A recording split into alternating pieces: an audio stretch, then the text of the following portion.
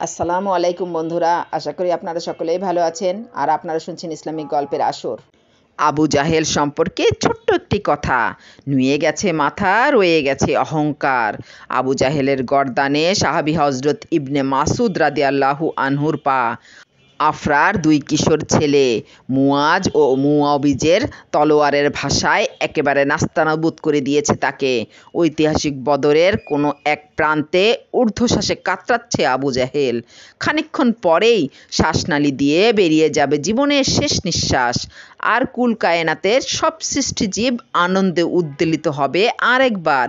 হাদিসের পরিভাষায়ও এমন আর গুনাহগার বান্দার আচার আচরণ থেকে সকল মানুষ, শহর, বন্দর, বৃক্ষলতা ও জীবজন্তু শান্তিপ্রাপ্ত হবে। আবু জাহেল বছরের পর বছর জমিনের ওপর রাজত্ব করেছে।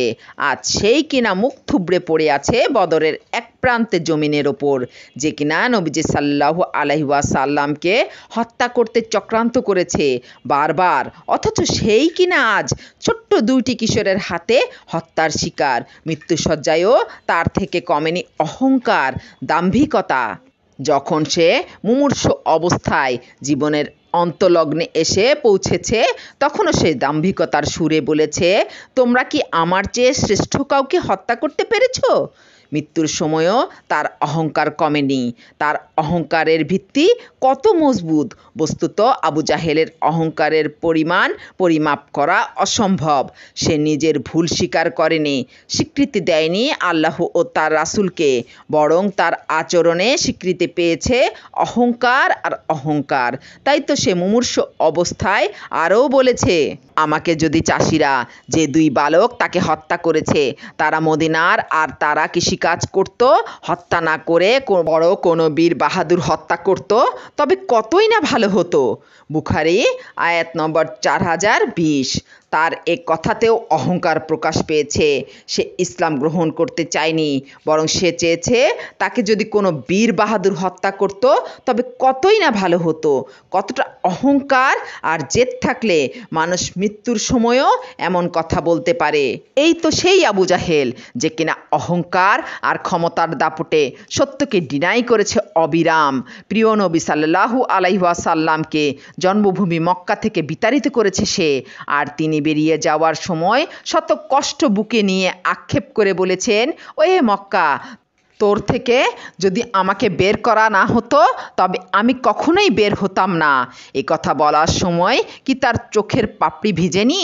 যিনি জন্মের আগে হারিয়েছেন বাবা, জন্মের 6 বছর পর মা, আর 8 বছরের দাদা, তায়েফে পাথরের আঘাতে রক্তাক্ত হয়েছেন বিনা দোষে, একই বছরে হারিয়েছেন শ্রেষ্ঠ জীবন সঙ্গিনী খাদিজা রাদিয়াল্লাহু আনহা ও চাচা আবু তালেবকে, আর এখন কিনা নিজের জন্মভূমিটাও ছেড়ে চলে যেতে হচ্ছে।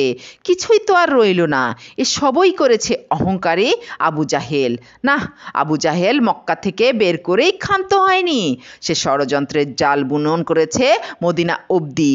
সময়ে সময়ে যুদ্ধের দামামা বাজিয়েছে ইসলাম ও মুসলিমদের বিরুদ্ধে।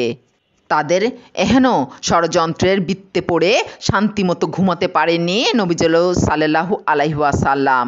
তাই একটু নিশ্চিন্তে ঘুমানোর জন্য সাদ রাদিয়াল্লাহু আনহুকে রেখেছেন পাহারাদার। আবু জাহেল ইসলামকে মাটির সাথে মিশিয়ে দিতে কত শত কূটকৌশল রচনা করেছে, অথচ আজ সে কিনা মাটির সাথে মিশে আছে। মাটির সাথে মিশেনি, ইসলাম কিন্তু মিশে গিয়েছে আবু জাহেল। মাটির সাথে লেপ্টে আছে তার বডি। আজ মৃত্যুর দূত তার সামনে হাজির। নিয়ে যাওয়া হবে তাকে, আর পবিত্র করা হবে এ জমিন। অহংকার মানুষকে ধ্বংস করে। এ অহংকারই আবু জাহেলকে ধ্বংস করেছে। যেন অহংকার আর জাহালাত একেবারে গিলে ফেলেছে জাহেলটাকে। তাই তো তার তরে আবু জাহেল নামটাও যথার্থ সার্থক হয়েছে।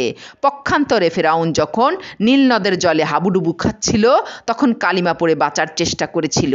অহংকারের কারণে সে তুলনায় আবু জাহেল তলোয়ারের আঘাত খেয়েও কালিমা পড়ার চেষ্টাটুকুও করেনি। এটি ছিল তার জেদ ও অহংকার।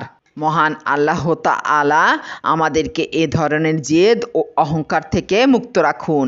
এ সমাজে যারা আবু জেহেলের মতো জেদ ও অহংকারী পোষণকারী রয়েছে, তাদের হেফাজত করুন। আমিন।